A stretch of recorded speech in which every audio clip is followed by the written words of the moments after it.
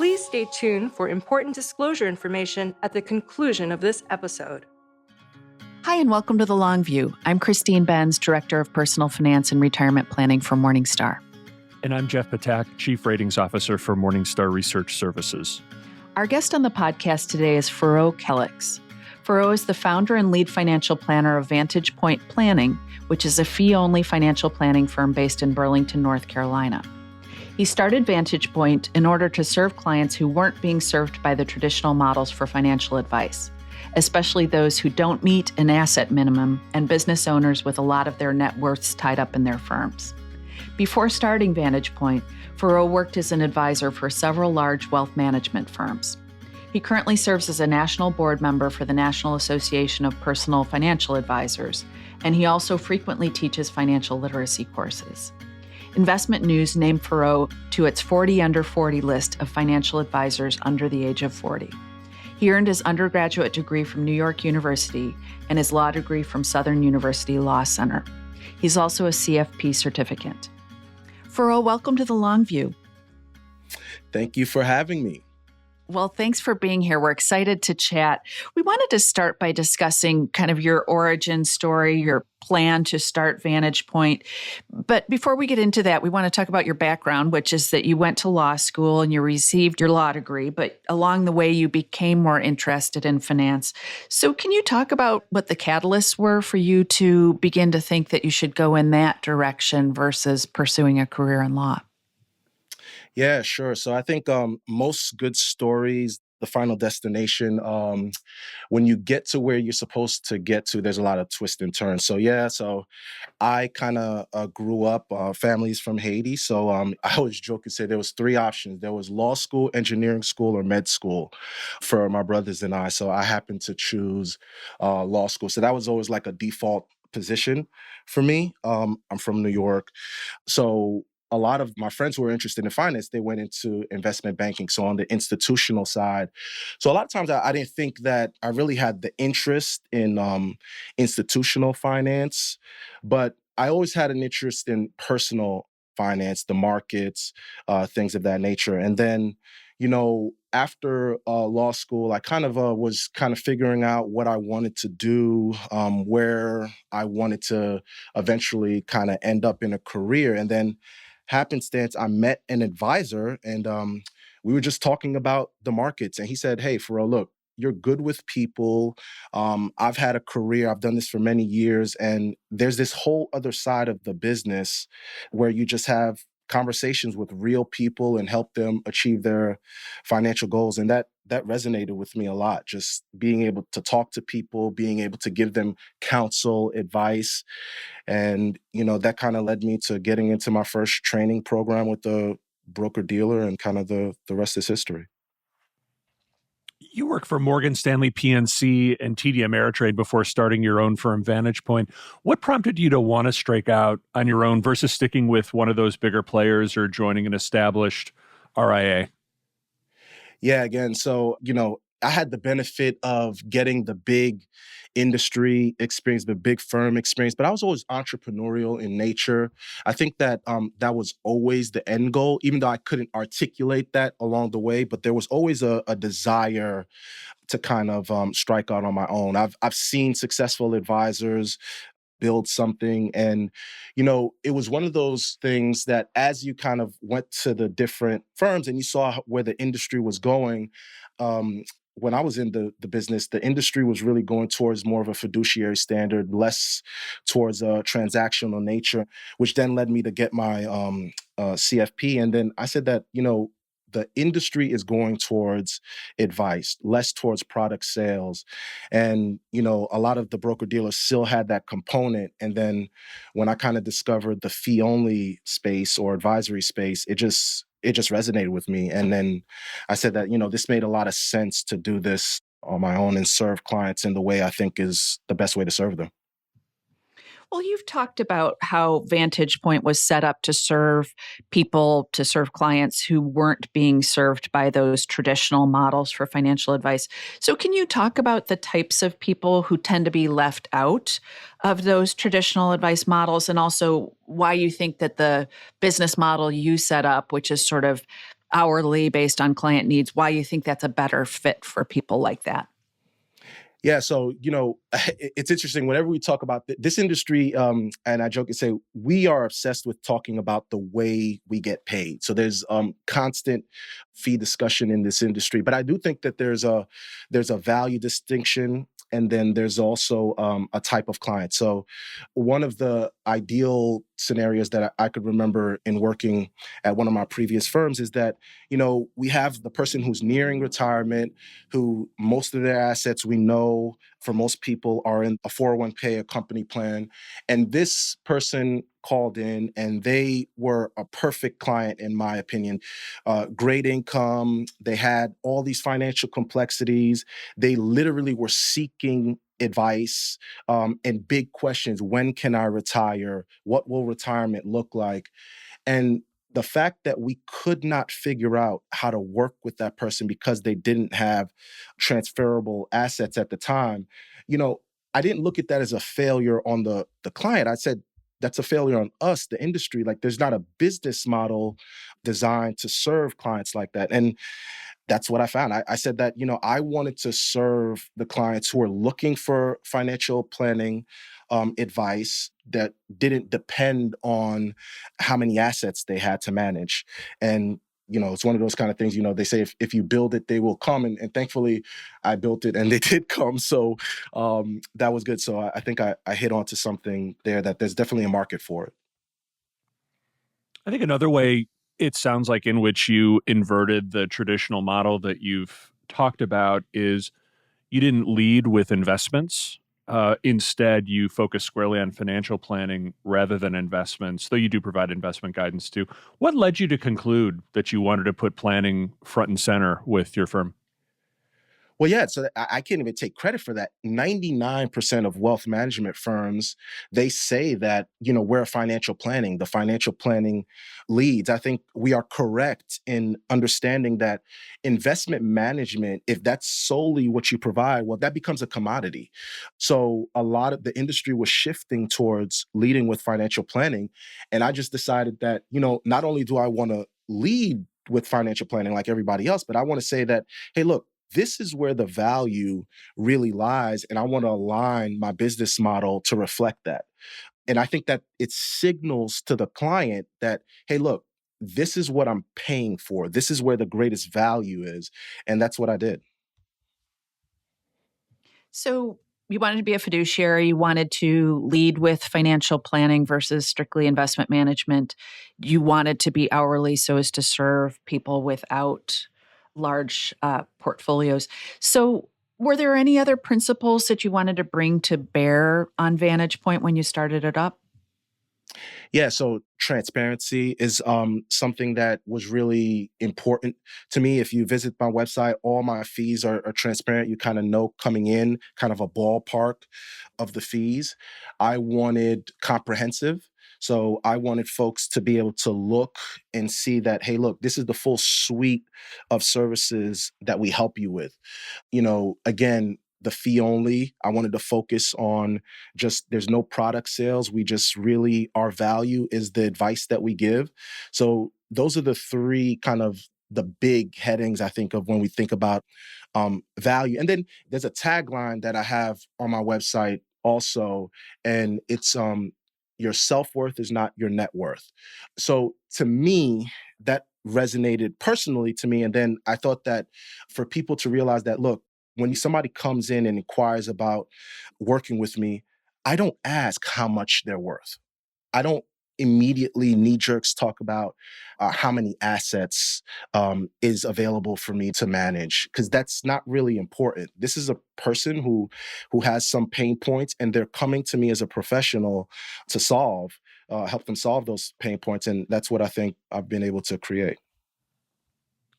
It does seem like these days financial planners are very much focused on targeting specific niches. And you've talked about some of the attributes of your firm that make it distinctive in a lot of ways. But with respect to niching, is that an emphasis for you as well? And if so, what are the niches that you're trying to reach?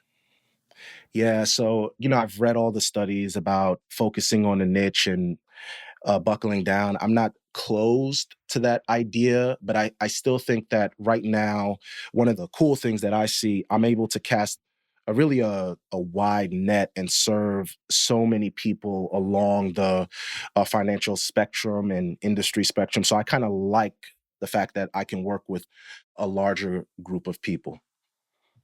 And I would imagine that that keeps things interesting too, that you have Yeah, people it who does aren't keep all things like very interesting. engineers getting ready to retire or something like that. I'm curious, do you find that you bring your legal background to bear upon your practice? Yeah, to the extent that I think that when people see, law degree, certified financial planner, they know that obviously I spent years educating myself. There's a certain level of competence, professionalism that comes to bear in my advice model. And it's to me, when I have conversations with folks, they kind of get it. So I'm saying that the value that I bring is this expertise and advice. And this is what it looks like to work with me. They're like, well, it makes sense, right? This guy has a law degree. He's a certified financial planner. His stock and trade is his expertise and his advice. So that's one thing that I found was pretty interesting. Secondly, just from, if you think about estate planning, we all, as a part of a comprehensive financial plan, is having your estate plan in order. So that conversation is always a lot easier, even though I always tell clients I work with estate attorneys to draw up the documents, obviously. But I think that's an easier conversation with the client.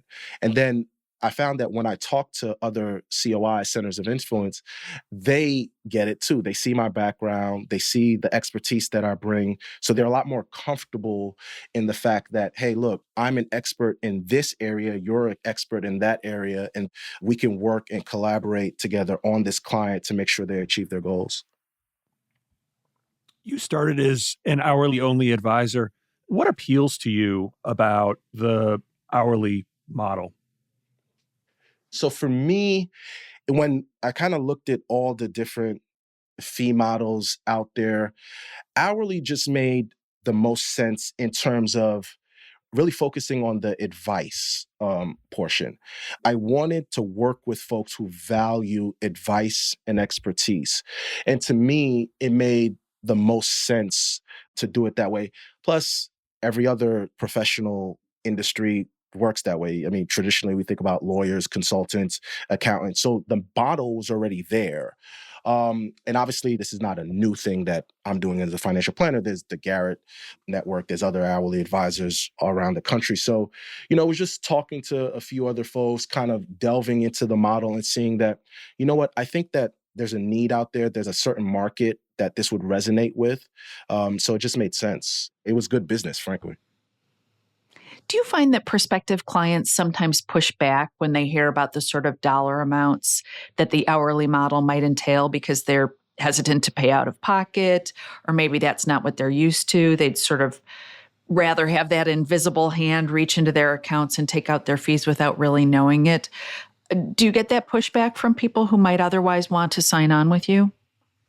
Yeah, sure. So that pushback has happened, but not as often as you would think. I think there's a couple of reasons for that. So I think the website being super transparent in terms of the fees are there front and center for anybody to see. That's number one. Secondly, by the time I'm having a conversation with someone, if someone's unclear about, kind of how the fees work or, why does it cost this much, I always look at that as an opportunity, right? So this is an opportunity for me to really demonstrate my value and say that, hey, look, this is the work that we're going to be doing together. These are the goals that you say are important to you. And this is just the way that we decided to get compensated on that. And at any time, no matter what business model you have, you should be always focused on delivering a value to the client. I would argue that the value should far exceed whatever your fee is to the client so they can continue working with you.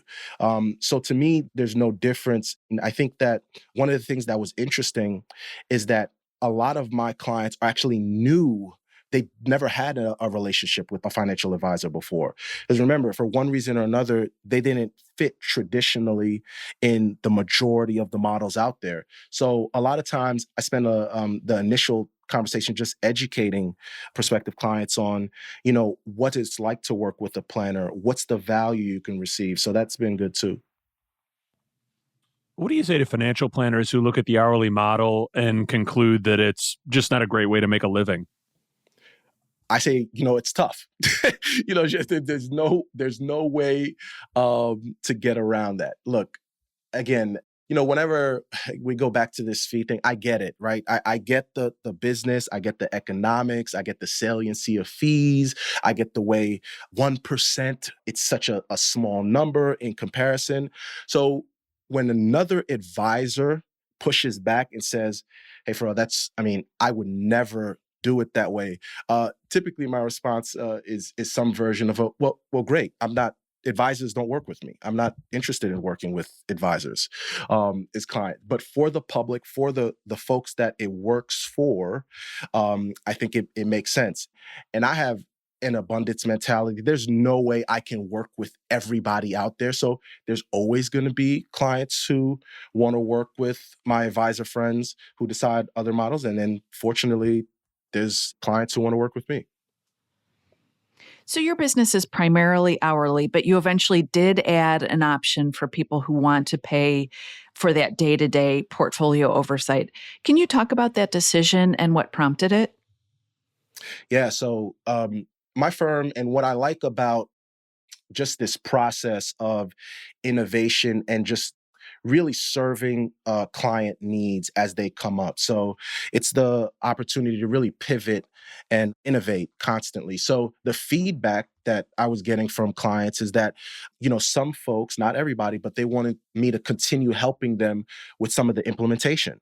I would give them the recommendations, I would do the investment planning, and then, they said, well, Feraud, can't you just do this for me? And then enough people said that, and I decided to offer that option, and people decided to take me up on it. Investments is something I've always been comfortable with in every other role I've had. I've had discretion over assets. I've managed assets. I was comfortable in that space anyway. So when I saw an opportunity to continue to add value, serve clients who wanted that service model, I just decided to add it. Maybe on that note, though, you have expanded your services to include helping out with the implementation of the investments as you described. I would imagine most of your clients are self-managing their portfolios, subject to your oversight. Is that ever frustrating to watch as maybe they execute strategies that you don't consider to be well advised, or is that not really a problem that you've encountered? Yeah, so initially it was frustrating to see that they wouldn't implement the advice that, I feel like I worked hard to really develop, and it was based on goals that they said were important with them. But, I got to the point where, frankly, you have to make peace with that, right? So the reason why they're coming to you, it's not an order, it's advice, it's counsel. People are allowed to heed your counsel or not. But that doesn't change the fact that, I think and I stand by all of my recommendations to say this is best for you. But at the end of the day, for those who decide not to heed counsel, that's their right to do so. Well, I had a related question on that front because most of your clients work with you on an hourly basis. They're in charge of executing these jobs that you might tell them to do, whether it's selling employer stock or closing old accounts or any number of tasks. Is that a frustration for you that people just don't do the things that you tell them to do? And I will say, in the interest of full disclosure, I work with an hourly planner, and sometimes she'll tell me to do things and I will just be too busy or whatever. I don't do what she says. So can you talk about how you experience that and how you work with clients to get them to actually enact the changes that you're telling them to make? Yeah. So so I'm going to pick on you a little bit there, Christine. So you should listen to your planner. I know. That's what you I'm you paying. should listen. Right. Yeah, yeah. So yes, so it can get frustrating, and I always let clients know, like, I will graciously nudge you from time to time to, hey, don't forget, we still need to kind of get this done. I need your help in getting this done. But again, it does come to a point where the client is still in the driver's seat in a lot of the hourly relationships. It is their prerogative to implement or not implement at some point. And everybody has a different, I don't know if that's after 3 calls or 5 emails. And every advisor, I guess, has a different threshold as to when they're going to stop kind of nudging the client. But I will say that, one of the things that I found for those folks who even started out that way is an hourly. And through working together, they say that, what, for that reason that they're not implementing some of the things. That is one of the value adds to my other service model, is that they can delegate a lot of those tasks to the extent that I can do a lot of the things for you that you otherwise would have let, fall by the wayside and you wouldn't have implemented. More broadly, financial advisors seem to increasingly mention that managing client behavior is a big part of their value add. Do you think hourly advisors might be at a disadvantage from that standpoint, I should say, because they don't typically have trading authority over client accounts and aren't necessarily paid to execute some of those jobs that we're talking about? I don't think hourly advisors are at a disadvantage. Like, the relationship is really the same. And if you look at counsel or any other profession, the person is coming to you for your expertise, for your advice. So they got to a certain point where they said that I can't do this on my own. I need guidance. I need help. And let me just say this too, and every hourly advisor is different. So there are folks who help you with implementation, and they just charge for their time. So that's not necessarily true that hourly is just kind of like, after the project, and then you're kind of left to your own devices. It doesn't have to be that way. Some people will help you with the implementation and just charge for their time. Again, I think that this goes back to the last thing, the beauty with the model is that your time, your expertise, that's what you're bringing to the table. And the client realizes that, and they're willing to pay for that time and expertise. So I don't think that hourly advisors are at a disadvantage from managing the behavioral finance component of it. So I wanted to switch over to discuss the current market environment. This has been a really challenging year, obviously, for investors and consumers. Stocks and bonds have been falling at the same time. Inflation's way up. So is there anything that has surprised you about the current environment? Well, yeah, bonds are not acting the way people traditionally thought they would act. People are becoming a lot more reactive to the fluctuations in the market. People are less likely to stick or question the long-term plan or advice because they're seeing in the short term that, their accounts are down, and it seems like we're constantly in a recession, out of recession, whatever. People are still trying to figure out where we are. So I think there's a lot of angst and anxiety in our country right now, and with the investing public. So, but again, every time when I reach out to clients and speak to them, that is why you're working with a professional. So frankly, I feel bad for the folks who don't have that calming voice that they can work with. I think that the general public, regardless of model, is better off when they work with a professional advisor than not, because we know that when it comes to investing, often than not, we are our own worst enemy in terms of investment success.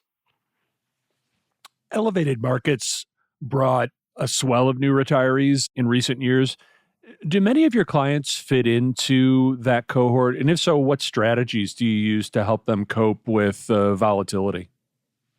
Yeah, so that is true. So the folks in retirement, they're looking at different things. So they're looking at withdrawal strategies now. So we talk about different withdrawal strategies. We talk about taxes. We talk about how Social Security affects their financial plan. We talk about Medicare, the effects of Medicare premiums on their plan. We talk about things like, hey, look, we want to get a second vacation home for all the grandkids to come when they visit.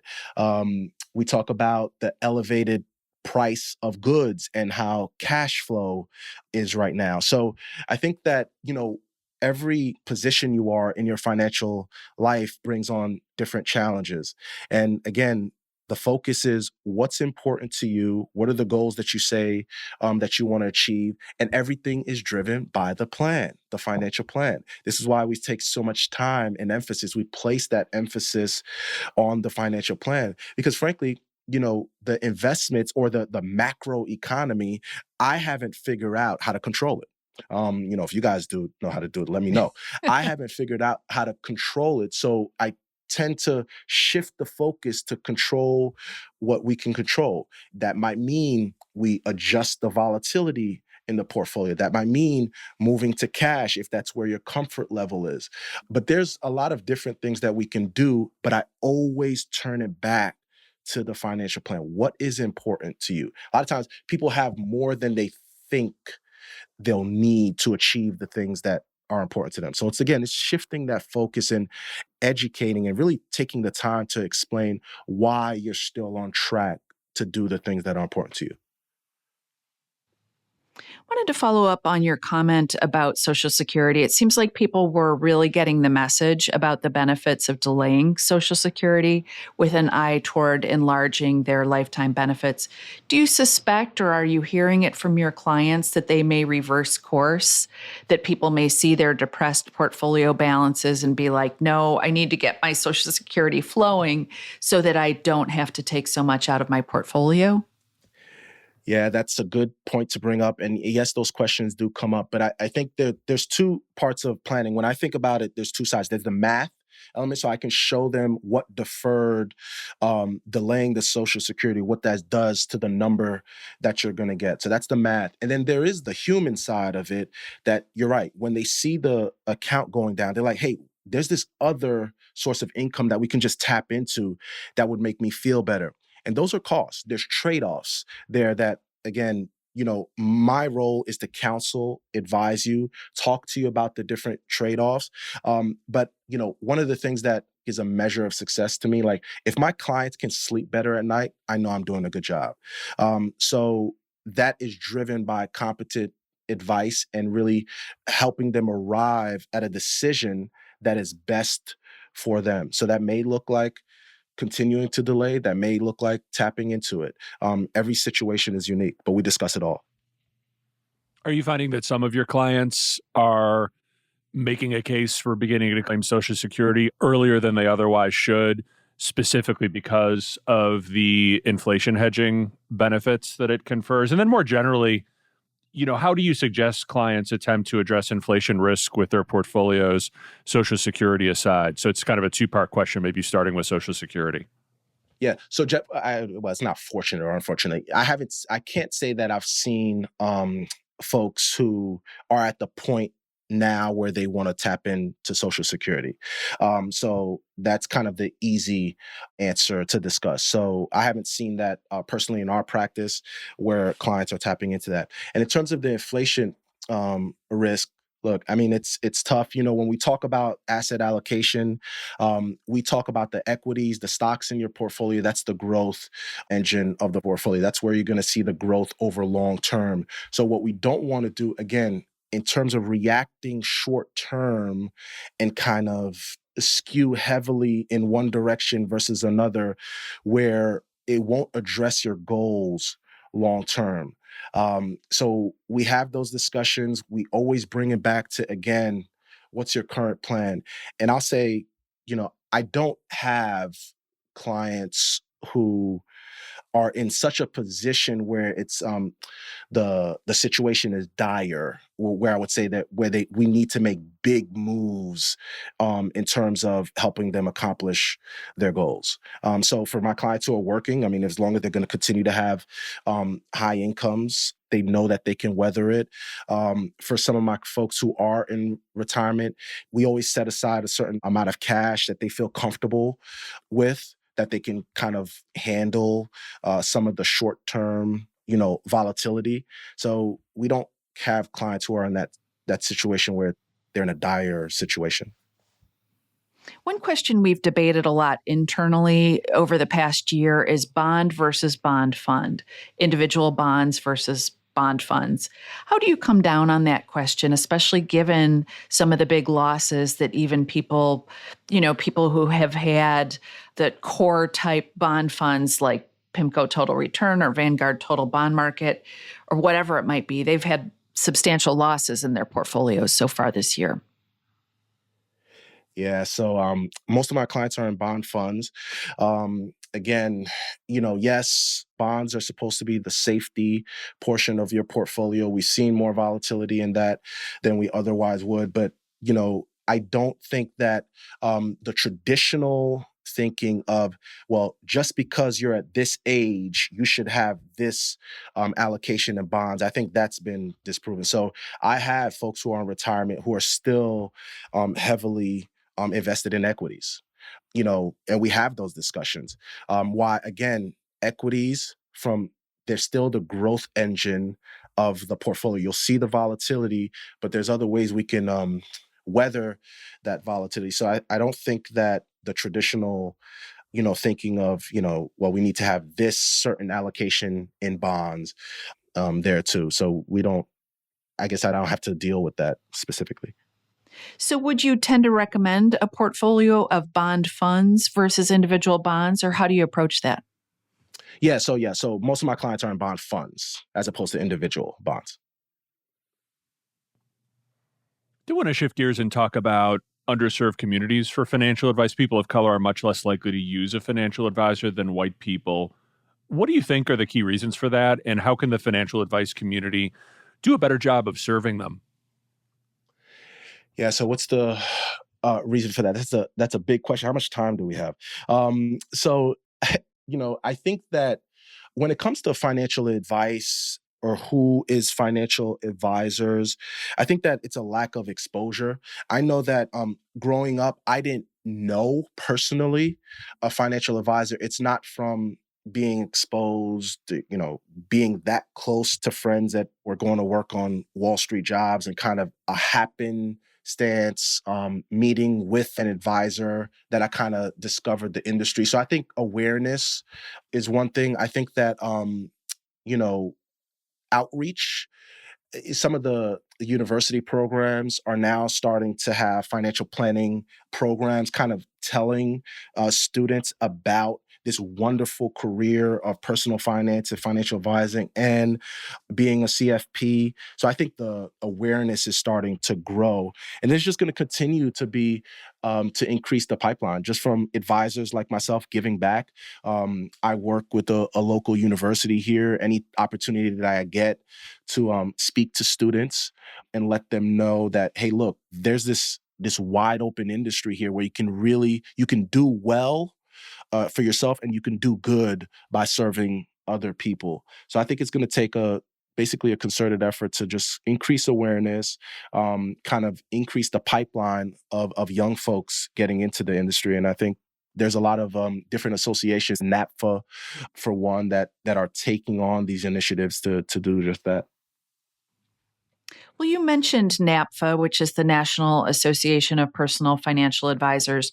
You're on the national board for NAPFA, and you've told me that's an important community for you. So can you talk about that, how you initially got attracted to NAPFA, and also what people should know about the organization? Yeah. So for me, remember, so most of my experience was in the broker dealer space. And then when I started looking at kind of moving more towards this fiduciary model, I kind of discovered and heard about this term fee only. And then, I had no idea what that was. And then I kind of Googled it and found NAPFA, and I started reading about what NAPFA stands for. And then I just visited a local study group, and NAPFA is an association just of really committed advisors around the country who are constantly looking at ways to better serve the clients and maintain the highest of ethical standards. And then that community, so from the study group locally that I visited, and just from being involved on the regional board and planning a fall conference post-COVID, I really got to meet and network with folks around the country. And all of them had one thing in common. They were committed to serving the clients well in a way without product and commission sales. And I think that's an important thing to stand on, because you're really just committed with, hey, look, every fee model, there's inherent conflicts in everything. But any way you can reduce or minimize conflicts, I think it ends up being better for the clients.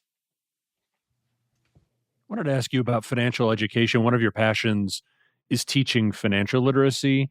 Based on your experience there, what things tend to work to improve financial literacy, and conversely, what doesn't work? Yeah, so that's a good question. That's another big one. I think that, again, and I've done things locally. So most recently, I was invited to speak in Orlando at NOBASHE, which is the largest association of Black chemists and engineers. So these are students, graduate students, professors, and you know the seminar or the talk was just focused on financial education. So you had, and credit and kudos to NOBASHE. So this is a group of chemists and engineers, and they said that, you know what, we want to have a session on financial literacy, on financial planning, because we know that people are going to start jobs. There are professors who've been in the job who are not taking full advantage of their benefits. I think that there's a lot of basic knowledge. And I always tell my friends, sometimes we got to step out of industry circles, because what is common knowledge to us, there's a lot of folks out there that would greatly benefit from some of that sage advice that we've kind of earned over the years. So I think, talking to people, relating to them, meeting them where they are.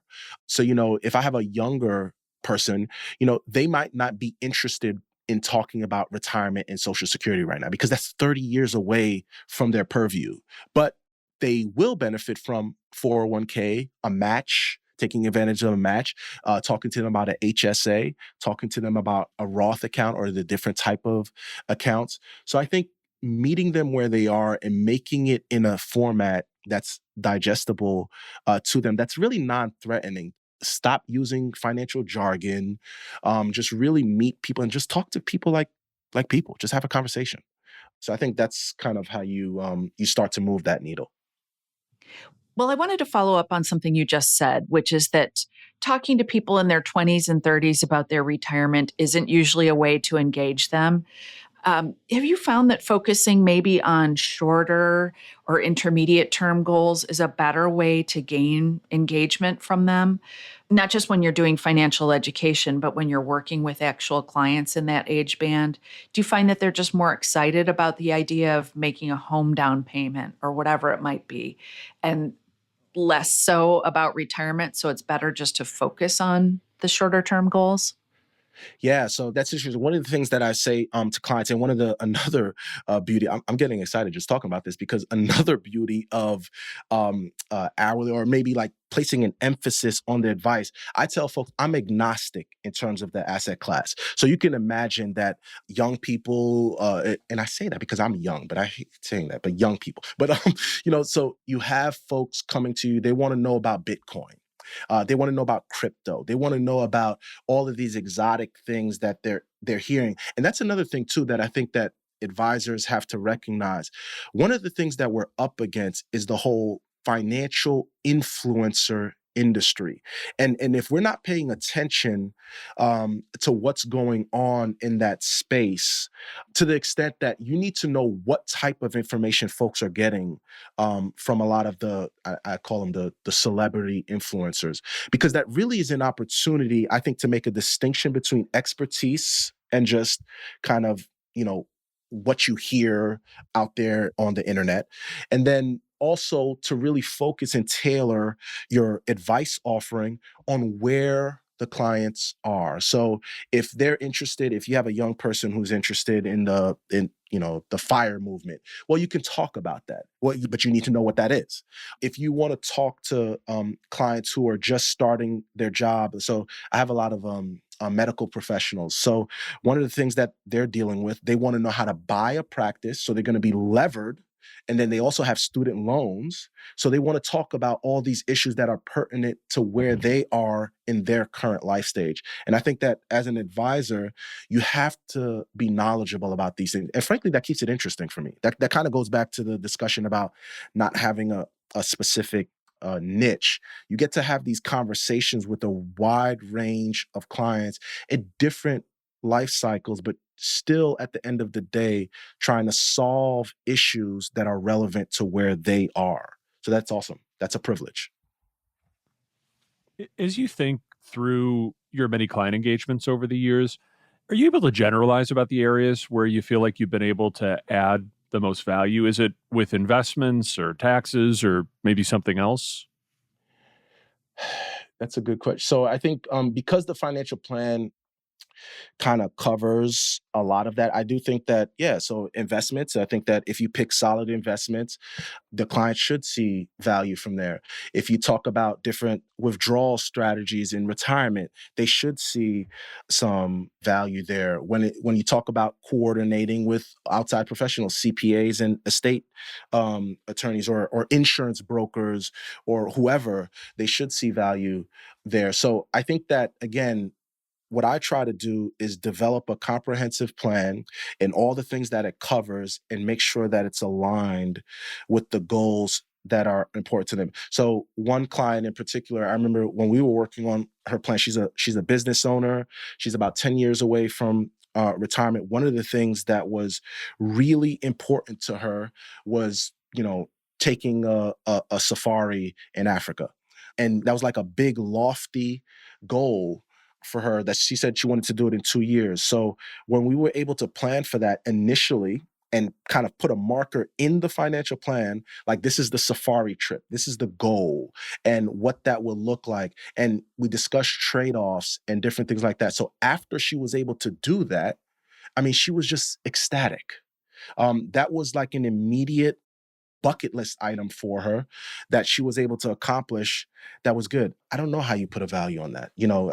That was just amazing to me and to her, and I think that there's several examples of that where, clients approach you with a pain point and to the extent that you're able to solve it, I think you've done all you can do. You've done your job and then some. I'm curious, are there any areas of sort of conventional wisdom in financial planning that you disagree with or that you find just doesn't work with real human beings? um, so are there any convention? Look, I think that, you know, some of my clients who are business owners, for example, and business owners, depending on where you are, particularly when you're just starting out your business, there are a lot of things that I think that your net worth, your finances, your debt load just seems so out of whack. Everything is just kind of upside down in this moment of time. So, I have a lot of folks who one of the questions that they often ask, and it's always interesting because they're always trying to get to this question: how am I doing? Am I where I'm supposed to be at this point in life? And that's such a big question. And there's so many different variables. So, when I have somebody who's younger and they're making a great income, but then they're realizing that, wow, I'm making this great income, but then I have mortgage, a childcare, I'm just starting a business, I have student loans. It just seems like I'm never going to get out, or I'm buried in this debt where I know, or I'm not saving as much as I think I should be. And then that's where I think the behavioral side comes in, where you talk and find out, you peel back the layers and find out where are they getting a lot of this information from? What are the messages that they're getting? A lot of that, like you said, it's from some conventional wisdom. You should save 10%, or you should look at your savings rate. You should be maxing out your retirement plans. But unfortunately, as we know, life is not often that neat. I have folks on the opposite end who go to a divorce, and that can really impact your financial health. We have some of the older clients who have a medical event happen that impacts your financial life. So I think that there's a lot of conventional wisdom. They're good starting points to discuss, but the reason why you're working with a human, and that, I guess that's the ultimate job security, that, an algorithm can't just plug in a formula and say, hey, this is the right course for you, is because life doesn't happen that neatly. You should work with a person who can empathize and really tailor specific plan for your situation. So, Feraud, you mentioned this inclination of people to benchmark themselves, that they want to try to figure out how they're doing. And I think for many people, it is kind of like looking around your community, seeing what cars your neighbors are driving, seeing what kind of houses your college friends are buying, or whatever it is. How do you counsel your clients to just get away from that and focus on your own situation and not get caught up in this treadmill of materialism? I think that tends to suck a lot of us in. Yeah, so that's the uphill battle, right? So that's the keeping up with the Joneses. That's the FOMO with social media doesn't make it any easier with that. But again, I think that at some point, when someone makes the decision to actually work with someone, because that's a big step. I always think that people take that for granted. I sure don't. I'm literally humbled every time somebody says, "Hey, look, this ball of mess that I have," and I use mess with air quotes because oftentimes these are wealthy folks, but for some reason they don't realize, or they need some clarity, or there's something there that they're not sure about. And, you're able to counsel them and give them advice and reassure some of them. So, that practically speaking, it's silence the noise, turn off the television. What are the things that before, at least with us, our process, before any money is invested, before any money is moved around or anything, we spend a lot of time just talking about you. What are your goals? What's important to you? And then we even go back, like, that classic, what does money mean to you? It's a tool. All money is a tool to accomplish the things that are important to you. And then I'm able to better answer that question. Am I where I'm supposed to be? Well, sure, right? So if we look at everything that you said you wanted to do, well, we're pretty confident that we'll be able to accomplish the things in the short term that you want to do. The intermediate term and the long term, we'll monitor that. But for right now, we feel pretty good about where you're currently at and where you're going. So to that extent, yeah, you're exactly where you're supposed to be, because you could accomplish the things that are important. The number looks different for everybody. The net worth looks different for everybody. It's a hedonistic treadmill that you stay on if you just like constantly feel that you'll never be able to do the things that you want to do, right? So at some level, you're kind of talking to folks and saying, do I have enough? So all of this is just fascinating to me. And this is why I think that the relationships, the value that we provide as practitioners is just awesome. It's just really a privilege to be able to work with somebody in those vulnerable moments and reassure them and comfort them with something that causes a lot of people anxiety, which is money. As you reflect on your practice, what else do you think is an discussed aspect of financial planning that you routinely deal with when interacting with your clients? Well, the thing that's great about what we do, we get to work with people, and the most challenging part is that we work with people. So, I think that one of the most challenging things in working with, when you have to have those difficult conversations, you see, and I don't think I've heard other planners say that, but I've had conversations to say that, well, you know what, you won't be able to accomplish this based on everything we're talking about, where you are. This will be really tough, or there's some trade-offs that we're going to have to discuss and make. And those are always difficult conversations to have, or you might have to tell someone that, hey, look, maybe you might want to consider working longer than you wanted. And that's tough for somebody who's miserable at their job.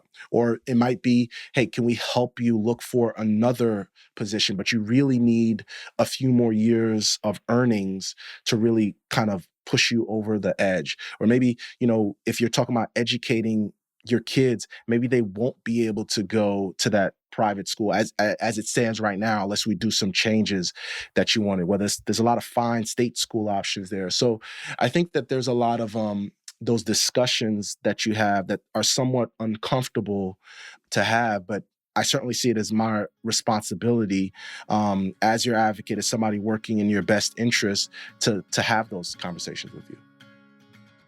Well, Feraud, this has been such a fun and illuminating conversation. We very much appreciate you taking time out of your schedule to chat with us today.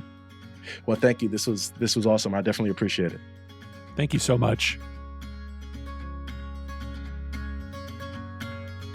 Thank you for joining us on The Long View. If you could, please take a moment to subscribe to and rate the podcast on Apple, Spotify, or wherever you get your podcasts. You can follow us on Twitter at Christine_Bentz. And at SYouth1, which is SYOUTH and the number 1. George Cassidy is our engineer for the podcast, and Carrie Gretchick produces the show notes each week. Finally, we'd love to get your feedback. If you have a comment or a guest idea, please email us at thelongview@morningstar.com. Until next time, thanks for joining us. This recording is for informational purposes only and should not be considered investment advice. Opinions expressed are as of the date of recording. Such opinions are subject to change. The views and opinions of guests on this program are not necessarily those of Morningstar Inc. and its affiliates. Morningstar and its affiliates are not affiliated with this guest or his or her business affiliates unless otherwise stated. Morningstar does not guarantee the accuracy or the completeness of the data presented herein. Jeff Patak is an employee of Morningstar Research Services, LLC. Morningstar Research Services is a subsidiary of Morningstar Inc. and is registered with and governed by the U.S. Securities and Exchange Commission. Morningstar Research Services shall not be responsible for any trading decisions, damages, or other losses resulting from or related to the information, data analyses, or opinions, or their use. Past performance is not a guarantee of future results. All investments are subject to investment risk, including possible loss of principal.